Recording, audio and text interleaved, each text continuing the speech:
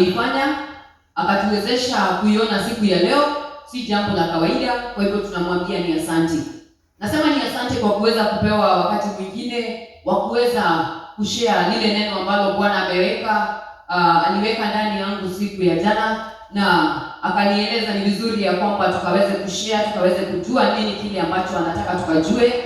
Nami naamini ya kwamba tumeingia thirsty and hungry, and we are not going to live the same way.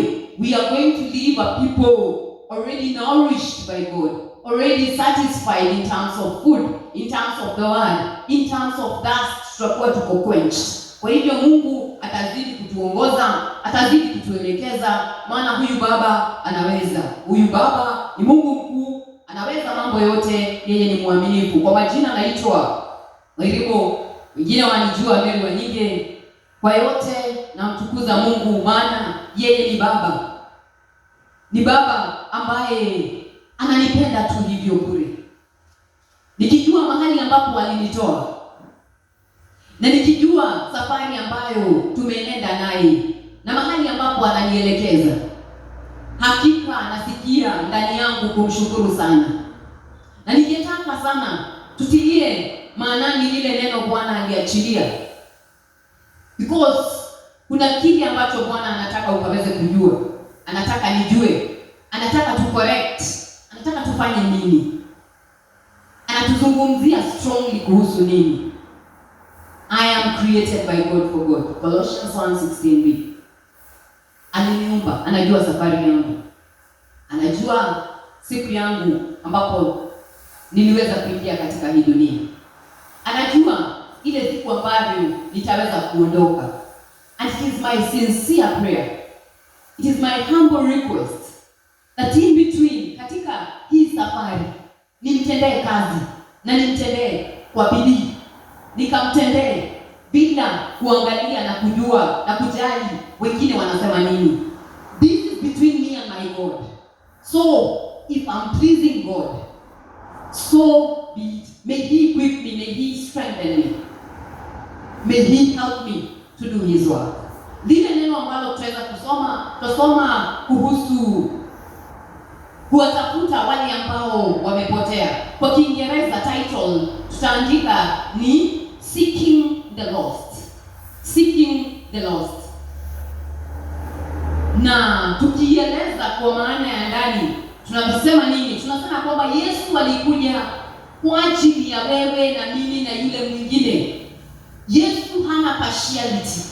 And this scripture, we are going to get a very rich scripture. We're going to touch on part of it today. Because it is a detailed one, we're just going to touch on a part of it.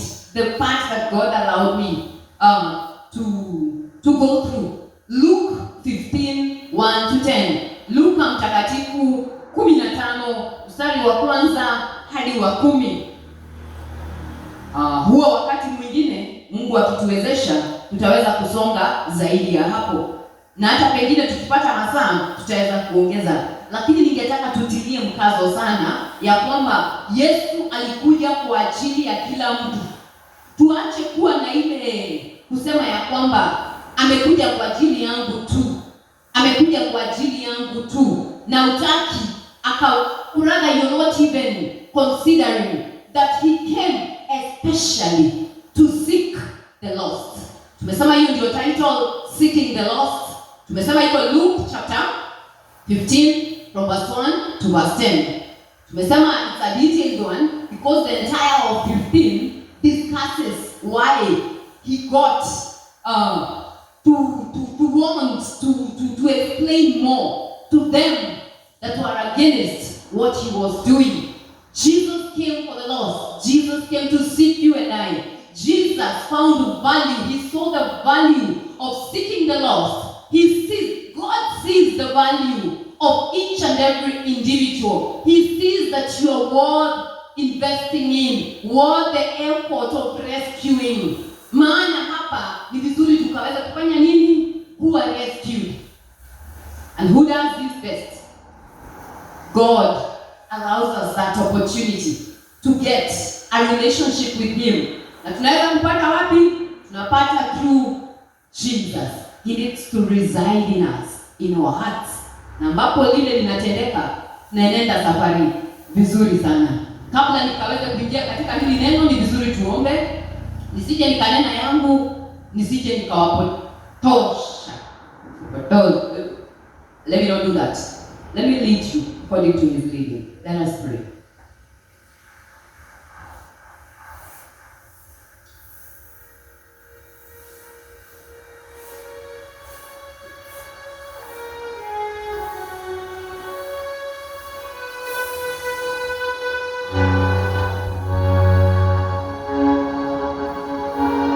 Thank you, everlasting Father, for yet a beautiful day you've given us, Lord. It's actually afternoon, Lord Father, na umetuwezesha kuiona siku nyingine ya leo, na ulikuwa na kusudi. Ninaposimama hapa mbele, Lord Father, ya wana wako, ningeomba jambo moja: nisionekane, nisisikike. Let me not be seen. Let you be seen. Let all the glory go back to you. Because nikiwa wa kujielekeza, nikiwa wa kujiletea ile utukufu, hakika utakuwa wa kuniondokea. Na kuomba unisaidie through the guidance of your Holy Spirit, nikaweze kurelay hii message kulingana na jinsi ambavyo wewe mwenyewe utaniwezesha. Hakika siwezi bila wewe. Na kuomba Mungu Baba, nisaidie katika hii, maana unanikumbusha tena na tena ya kwamba ambapo unaachilia neno, ambapo unanipatia lile neno likaweze kurelay kwa watoto wako, pia nawe uko mahali hapa na unasikiliza. Ujue kweli nasema ukweli ama nakuja kudanganya watoto wako, nakuja kusema mausia yako ama nanena mausia yangu, nikitaka glory nirejelee.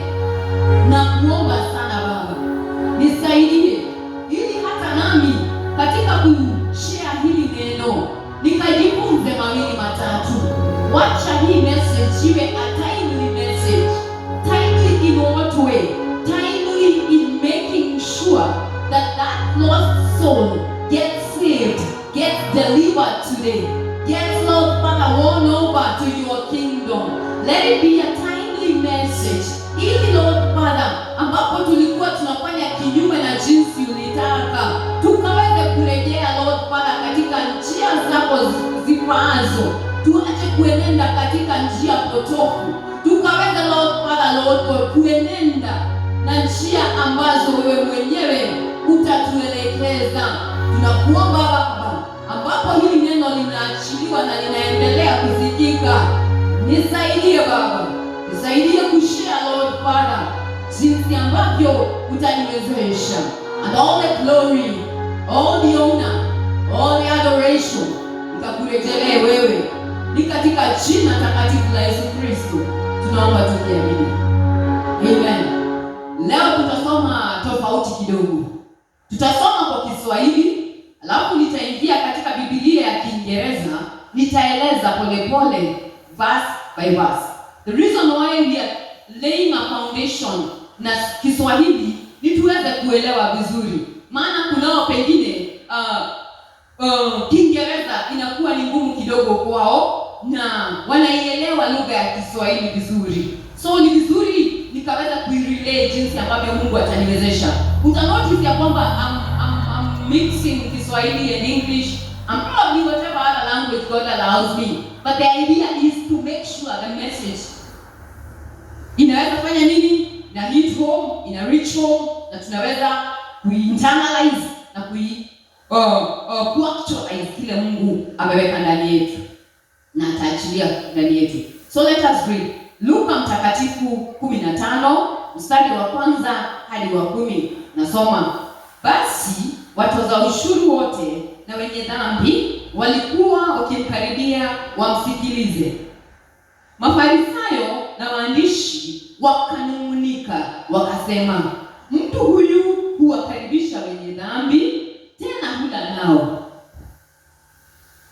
Akamwambia mfano huu akisema, ni nani kwenu mwenye kondoo 100 alipotewa na mmojawapo asiyewaacha wale 99 nyikani, akaenda akamtafuta yule aliyepotea hata akamuone. Naye akisha kumuona, humweka mabegani pake akifurahi.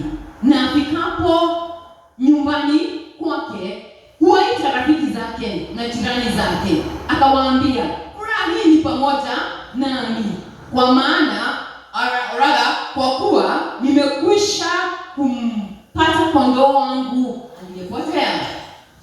Nawaambia, vivyo hivyo kutakuwa na furaha mbinguni kwa ajili ya mwenye dhambi mmoja atubuye, kuliko kwa ajili ya wenye haki 99 ambao hawana haja ya kutubu. Mstari wa 8.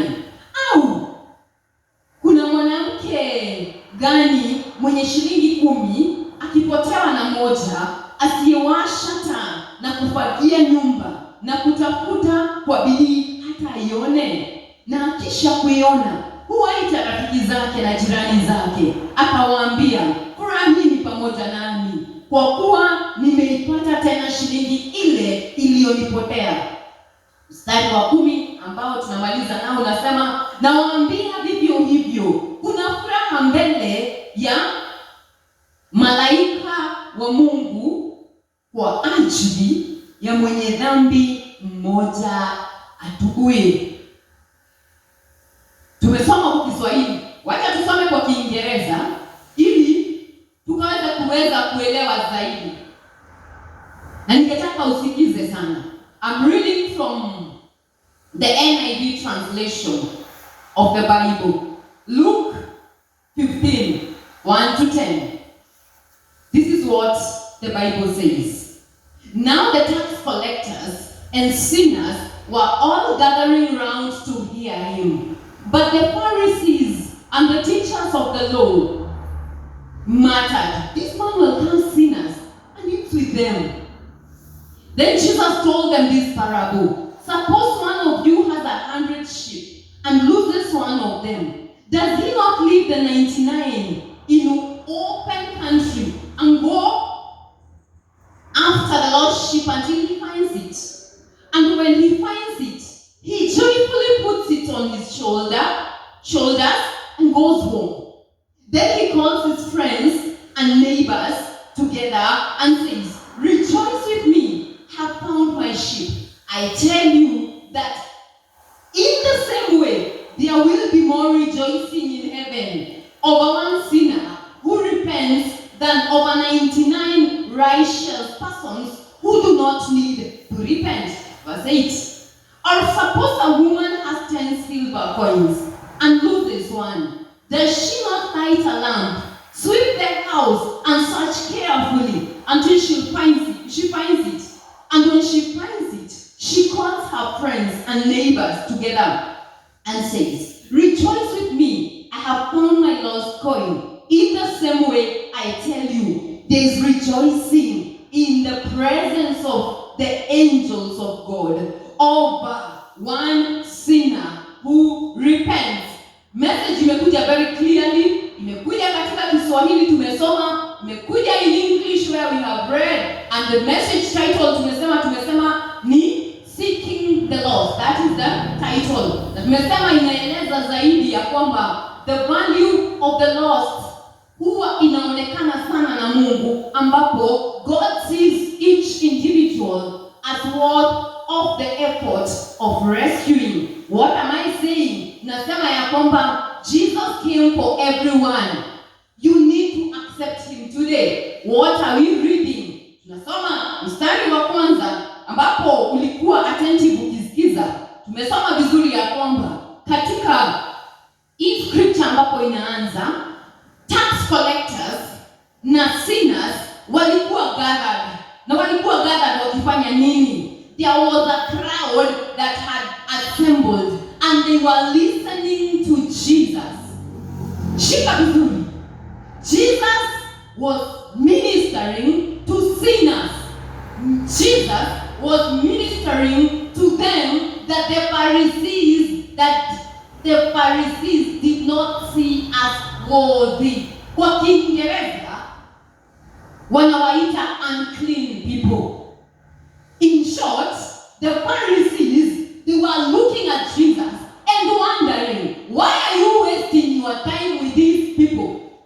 Already they had formed a perception in them, ya kwamba we are better than them. So, according to the law of Moses, if you were to go back to the Old Testament, it is detailed of how clean and unclean, what the term clean and unclean means. We're going to touch on that at some point. But my idea is, this crowd that Jesus is addressing, hawa ambao Yesu anawaongelesha, wanafanya nini? Wanataka kusikia kile anasema. Wako na hiyo urge, wako na hiyo kiu, wanataka sana. Lakini kuna wale wanaangalia wanasema, really? You don't teach, you don't preach to them. You don't teach these ones. These ones are unclean. By the way, even in the law of Moses, these ones are unclean. Leave them, forget them. But Jesus is doing the exact opposite.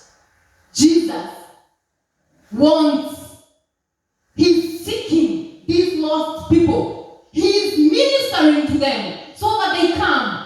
Na wakuje wafanye nini? Wakuje waweze kuwa katika Kristo na maisha yao yakaweze kubadilika. Mstari wa kwanza ndipo tulisema, now the tax collectors and sinners were all gathering around to hear him. But the Pharisees and the teachers of the law muttered, this man will come sinners and eat with them. Kiswahili imeita walianza kunung'unika. Walishindwa, wewe unafanya nini? Mstari huo mwingine unasema, then Jesus told them this parable. Mbona Yesu anakuja anataka kuwapatia parable? Na ningetaka ambao tunapenda kuandika, uandike hivi, ya kwamba Yesu aliweza kuwajibu na ilibidi atumie story moja, story ya pili na story ya tatu.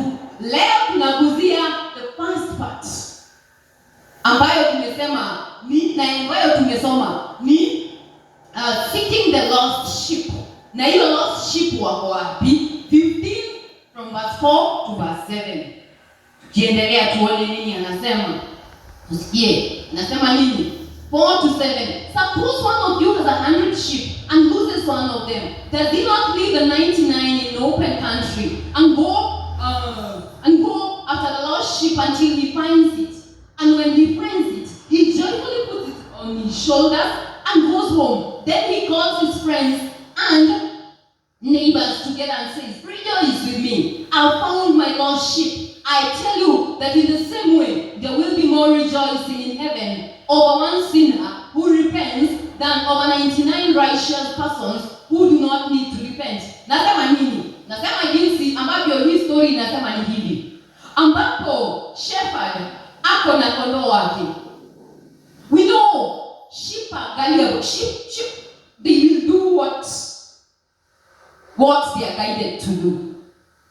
So, supposing this shepherd realizes, by the way, I had 100 of them. And now, when I count them, they are 99. So, this shepherd gets concerned. This shepherd does not sit and wait and say, let me take care of the 99 that are already okay. What am I saying? He makes it upon himself. Atoke aende nyikani. Hivyo ndivyo tumesoma kwa Kiswahili. Atoke aende nyikani. Aende atafute ule mmoja mwenye alikuwa amepotea. Na ambapo anampata, anafurahi, anambeba katika mabega yake, anarejea nyumbani, anaita wale ambao ni marafiki zake, anawaita neighbors, anamwambia, by this one ilikuwa imepotea. Ndio nimeipata wapi? Unaelewa kwenye nimeipata? The same way, Jesus, the same way, when you allow him to be your Lord and Savior, there's that jubilation. Tumeambiwa vizuri katika Biblia. There's that jubilation. Si tumesoma? There's that jubilation. Kuna kuwa na furaha fulani. Kuna kuwa angels, everything stops in heaven. Kama watu hawapendi kukushangilia hapa duniani, mimi nakwambia ambapo unaokoka, ambapo Kristo anaingia ndani ya moyo wako, kuna kuaga na some sort of meeting inaitwa. You're very important, by the way. Do not look at yourself and say, can anything good ever really come out of me? I'm speaking to you, listening to this message, probably watching, probably. Unashangaa nini nasema? Unaniuliza, huyu Yesu anaweza kuwa na value ya mlevi kama mimi? Anaweza kuwa na value ya mtu amechapwa na maisha kwa sababu ya kunywa hizi madawa ya kulevya? Hivi nani? Anaweza kuwa na value na mimi? Ambapo najaribu hii marriage inaanguka, najaribu hii inaanguka, najaribu hii inaanguka. Anaweza kuwa na value na mimi ambaye niliachwa tu hivyo. Familia yangu hawataka historia yangu. Anaweza kuwa na value na mimi. Na vile niko na umaskini ambapo naendanga kusalimia tu mtu kwake, alafu ananiangalia anashindwa. Naye amekuja. Anataka lunch. Anataka sapa. Amekuja kukopa. Anaweza kuwa na value na wewe. Hivyo ndivyo nakuambia. Ako na value na wewe. Na kama alikuwa amemalizana na wewe, hata siku ya leo haungeiona. Hata wasasa ambapo unasikia hii message, haungeweza kufanya nini?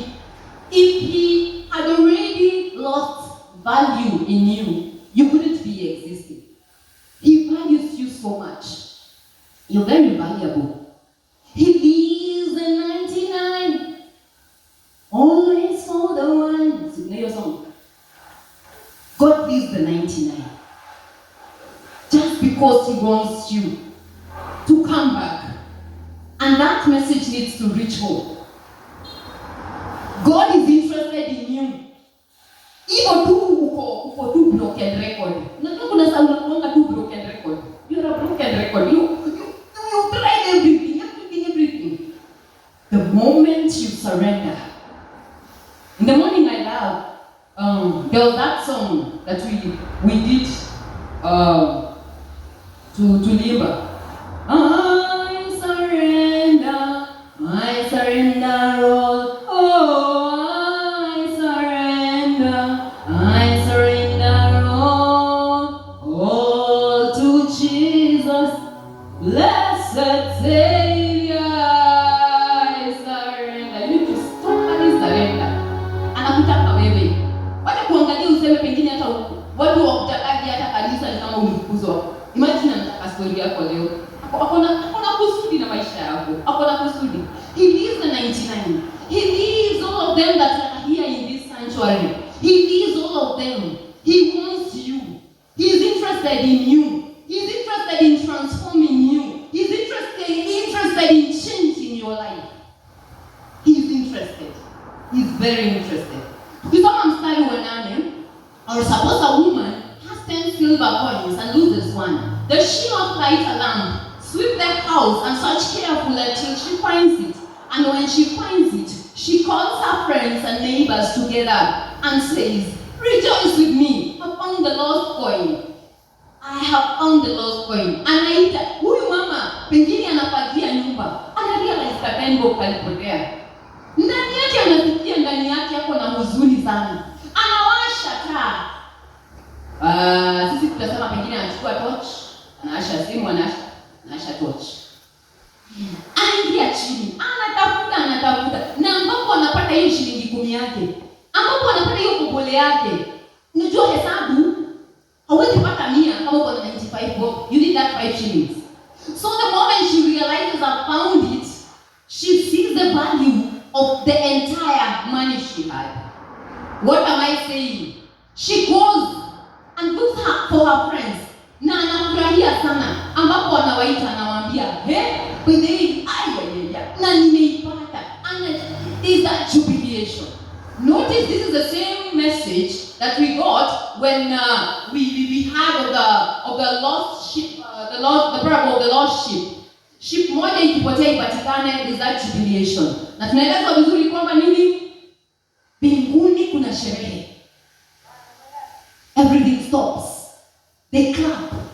They are happy. They are so happy that this one kuamuru shetani. Wewe haujui ile shetani amejiami yake yote kuhakikisha kwamba hautawahi ingia mbinguni. Atajaribu juu chini, atajaribu distraction zote, atajaribu, na akiona kwamba ni baraka fulani unahitaji kupata, yeye hata pengine ataweza kufanya nini kufast forward ile baraka. Pengine kuna ile desire unapenda Mungu. There's that desire. So italetwa haraka. Na kama hauna discernment, utafikiria let me tell you, it's always good to pray about something. You pray for it, it has come.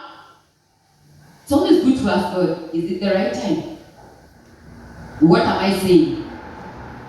This answering by Jesus to the Pharisees, this answering aliwajibu ili aweze kunyamazisha hii kunung'unika ambayo walikuwa nayo.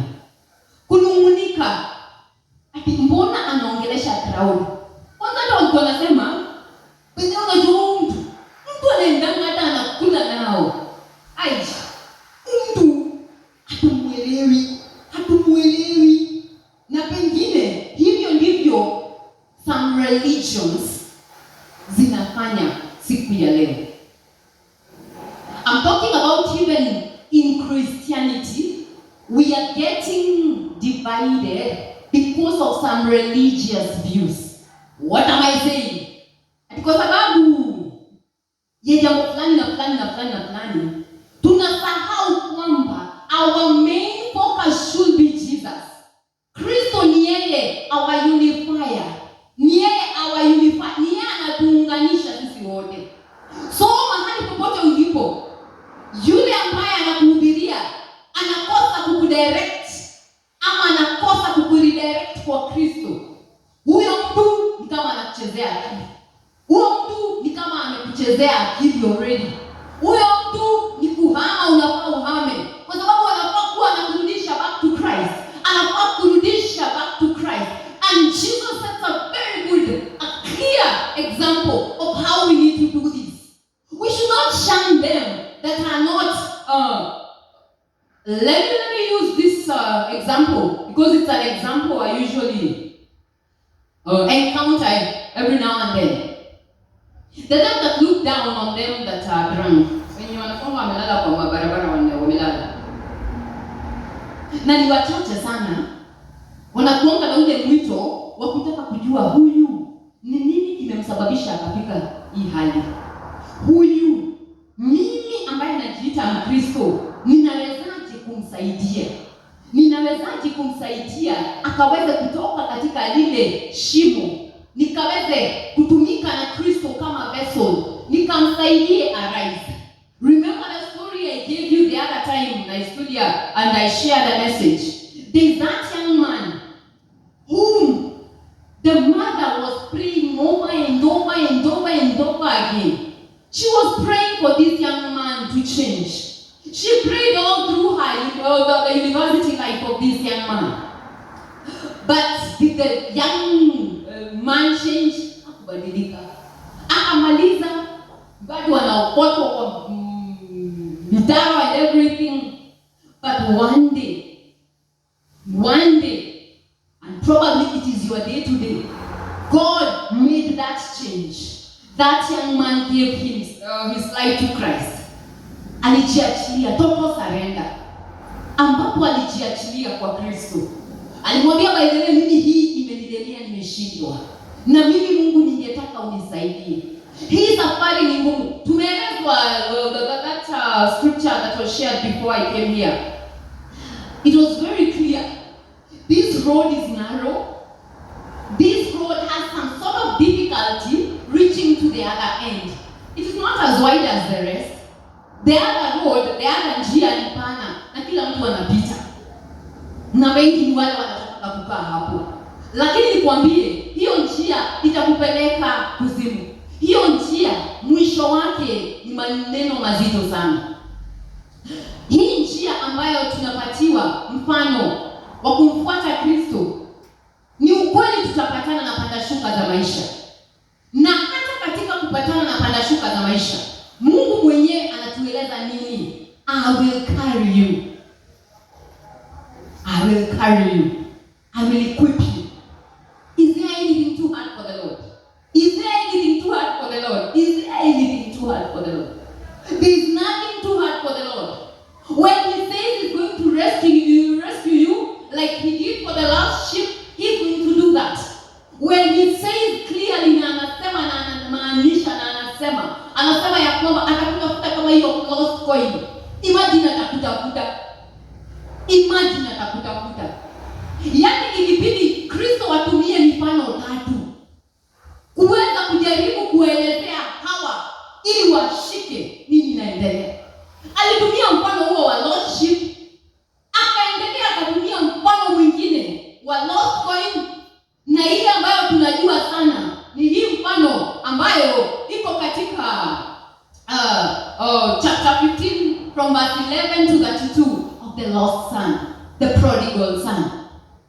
Why did it require Christ to emphasize so much on this? What am I saying? The kingdom of heaven is for all who want to be found by Jesus. The kingdom of heaven is for all who want to be found by Jesus. Hizi parables 3 ambazo nimenena. Wale tunapenda kuandika tumesema lost sheep, ndio hiyo tumesoma actually lost sheep na lost coin. Ile pengine hatutasoma siku ya leo ni ya lost son. But the lost sheep iko chapter 15 from verse 4 to 7. Lost coin iko chapter 15 from verse 8 to 10. Kirudia. Lost sheep 15 4 to 7. Lost coin 15 8 to 10. Ile ambayo tutasoma muda mwingine ni ya lost son 15 chapter 15. Luke chapter 15 from verse 11 to 32. Katika hizi parables, it is clear this parable shows that Jesus was doing something incredible in Israel. He was searching for people who knew they were lost. He was rescuing them and bringing them into God's kingdom. Already walikuwa wanajua sisi hatupendagwi na hawa Mafarisi. Pengine hata wewe mwenyewe unajua ile hali huko ndio inasababisha watu wakose kukupenda. Lakini Mungu anasema vipi? Ameleta suluhisho kamili. Suluhisho thabiti ya kwamba mimi nataka kukuokoa. Kristo aje adwell ndani yako. Safari itakuwa inaonekana pengine iko na panda shuka zake ndio. Lakini imagine uko na backup. Wewe mambo yakikuzidia, you can always cry to me. You can come to me and cry and call on me and I will surely deliver you. I'll surely rescue you. The rest of the people, that is the advantage they do not have. They don't have that advantage. They can go back to God and tell him, hey, by this is normal. They think of alternatives. That is why you see people ameokoka akarejea bado katika ulevi. Orada anajaribu sana kutoka, lakini asipojiachilia total surrender kwa Kristo inakuwa ngumu. So you find yourself getting back there. The devil ako kazi. Anataka kuhakikisha kwamba wewe uliokoka. You know, let me tell you what happens when you get saved. And when many people get saved, there's that jubilation. Tumesema iko. Lakini this is what happens. If you do not tarry, if you do not continue calling on God, if you do not plug yourself into a church, a good Bible-based church, if you do not read God's word, if you do not allow yourself to be molded, to be transformed into the best version God called you for, you're likely to follow. You're likely kurudi na huko kwenye ukitoka. Na kama situation yako itakuwa ngumu, situation yako inakuwa very hard. Na pengine hiyo ndio watu wengi wanaangalia na sema hii story ya kuokoka sana. But I'm encouraging you, it is doable. And I'm telling you, because I know, yes I know, this is very, very possible. To get saved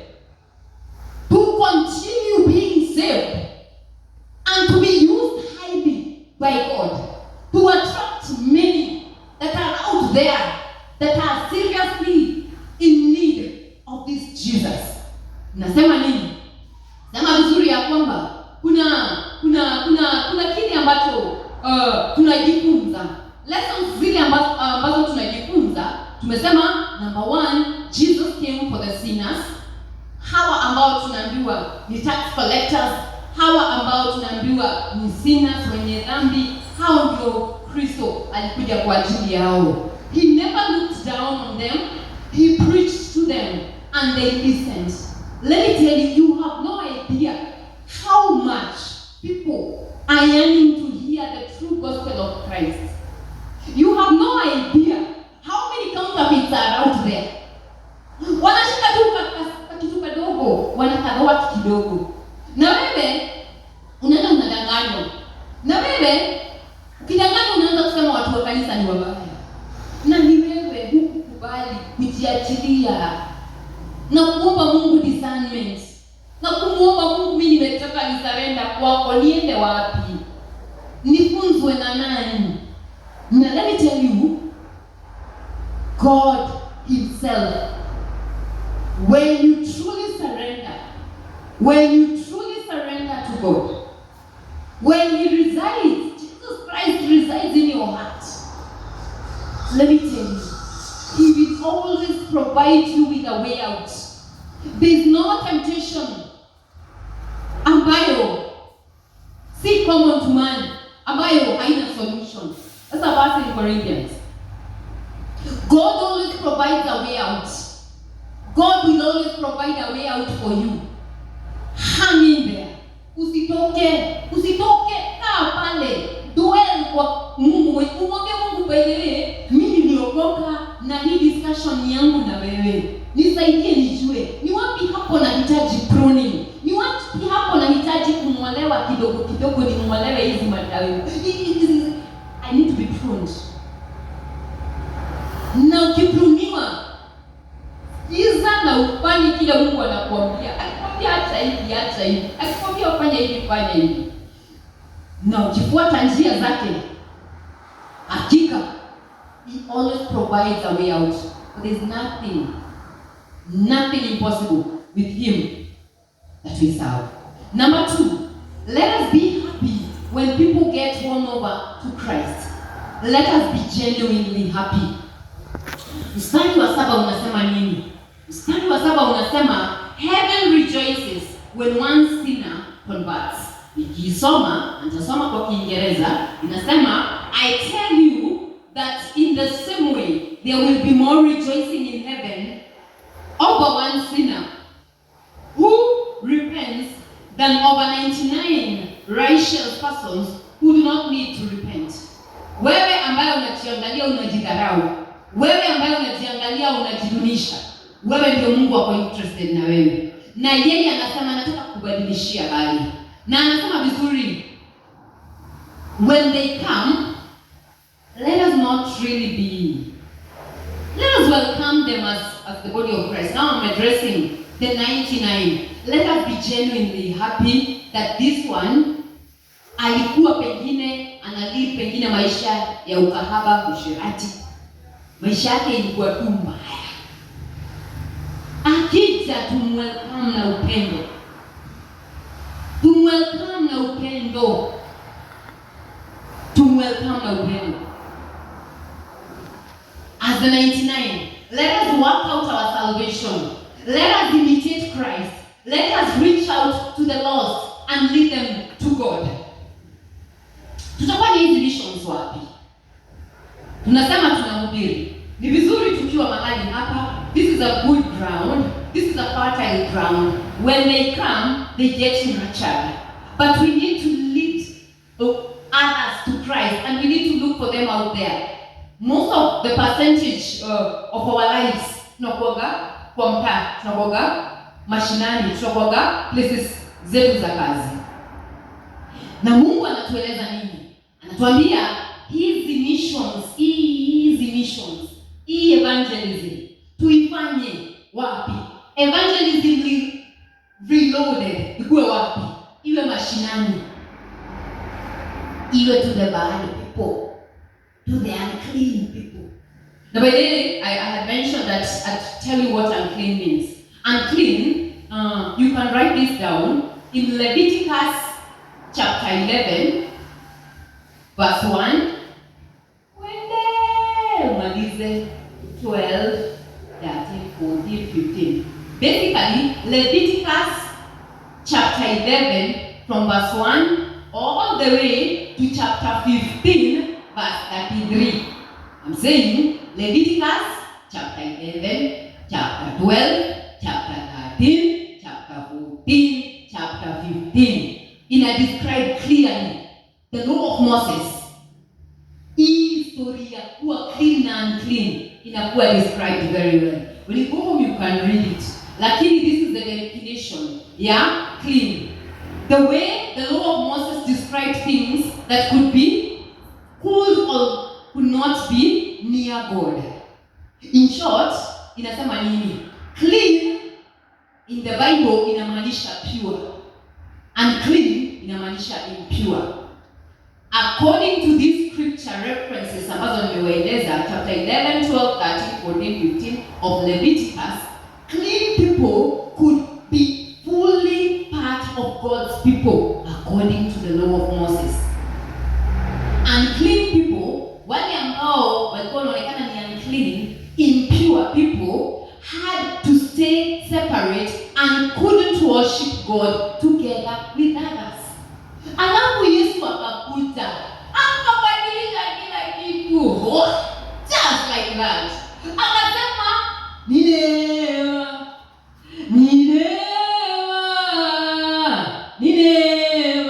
nimetuleta hapa. Sikustahili.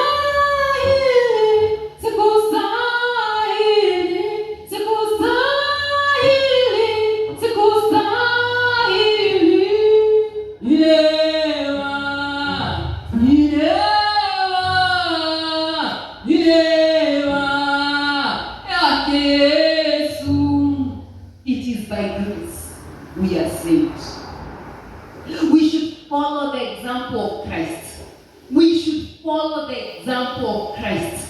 We should do kile alikuwa anafanya. Alikuwa anaenda to the sinners. Alikuwa anaenda to the tax collectors. Hawa wenye hawapendeki. Hivyo ndivyo tunaambiwa turudi kufanya. Tunawaendea, tunawahubiria, tunawaonyesha upendo wa Kristo. Tunafanya kile ambacho ameweza kubadilisha ndani yetu, kikaweza kuwa impactful kwa hawa wengine. Nasema nini? Nasema upendo ambao tunasema ya kwamba mimi nakupenda na upendo wa Kristo. Let it be genuine. Let it be genuine. It reminds me of a song, and you'll realize napenda nyimbo. Kuna wimbo tulikuwa tunaimba tukiwa wadogo. Nijaposema kwa lugha kushinda malaika jamani, ikiwa sina upendo mimi ni kitu bure. Nijaposema kwa lugha kushinda malaika jamani, ikiwa sina upendo mimi ni kitu bure. Upendo huvumilia, upendo hauna wivu, upendo hauna chuki, upendo hauchoki. Nikitoa mali yangu niwape masikini jamani, ikiwa sina upendo mimi ni kitu bure. Upendo huvumilia, upendo hauna wivu, upendo hauna chuki, upendo hauchoki. Learn kuvumilia, learn kukosa wivu, learn kukosa. Tumesema kuvumilia, hauna wivu, hauchoki. Love never tires. So when we lead them to Christ as the pack of 99, tu wako na pole pole tuwafundishe. Let us stop judging. Let us stop critiquing ya kwamba this one will never change. Who are you? Who are you to think you're better? Who are you to think you're better? God is slowly helping us to realize our mistakes. I told you this is a timely message. This is a message for them that want Christ to dwell in their hearts. And we're going to do that prayer as we finish. And it's also a timely message for us that are already here to know how to live with them and to nurture them. And that is why the church, ecclesia, church nitago ecclesia, siko ndio nitago. Ndio maana ilianzishwa. Tuanze tufanye kazi ya Mungu na tuifanye kwa bidii. People are hungry for more of God. We should reach out to them passionately. Show them love. Show them the love of Christ. We should show them the love of Christ. Na wale pengine tunapenda kuandika, unaweza ongeza this scripture, you can go read at home. I know I have given you quite a handful, but you just write and go read. Because it is related to what we are touching on. Luke chapter 19, verse 10. For the Son of Man came to seek and to save the lost. He came to seek and to save the lost. My question is, how many people as a church, sisi kama Christ ambassadors, as we go out there, because I know we are very good at evangelizing, how many people tumewafikia wangapi ambao Mungu mwenyewe akiwa juu mbinguni atazama aseme, by the way, this one I give them a job and they're doing a beautiful job and I need niwaongeze mamlaka sasa. Ama wewe unakuja na keti ande ikiisha ande ingine na kitu nataka kuhubiriwa. It is good to be fed, but the idea is take the message, internalize it, go out there, preach the same word, even preach better, because you know how your audience are. Make sure Mungu akisema leo ndio unakuja, leo ndio day X yako, leo ndio unakama, akikuita akuulize na bidii ulifanyaga kazi gani, utaanza kumpatia story, utaanza kumwambia ungeniongezea wiki moja, kwa nini nyingine moja, nyingine tu moja hivi, nyingine moja, hiyo moja hivi ungeniongezea, ningetoka niende kuna region kwa nimefika, sasa niende hivyo, alafu ni ungeniongezea, lakini saa hii juu niniita sikumaliza. Let God be a proud father. Let God be a proud father. Let him akikuja angalia aseme this one is doing very well.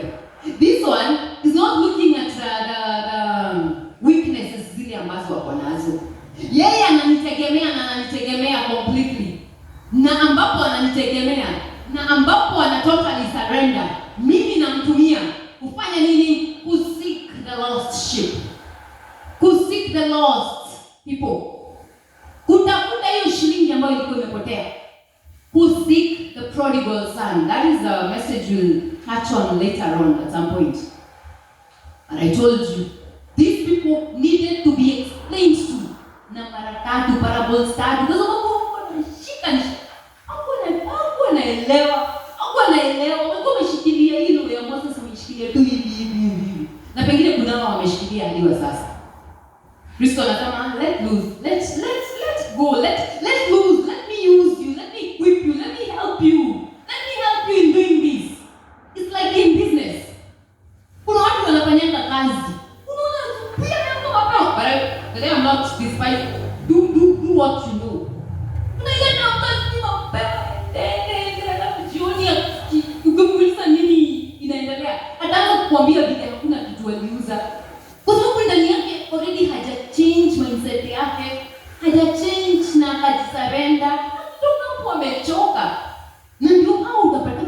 complain, wako tu hapo. Unasikia mtu anasema ameokoka. Really? What is it that we need to change? We need to do this. Even to do ministry in a smart way. We need to show people.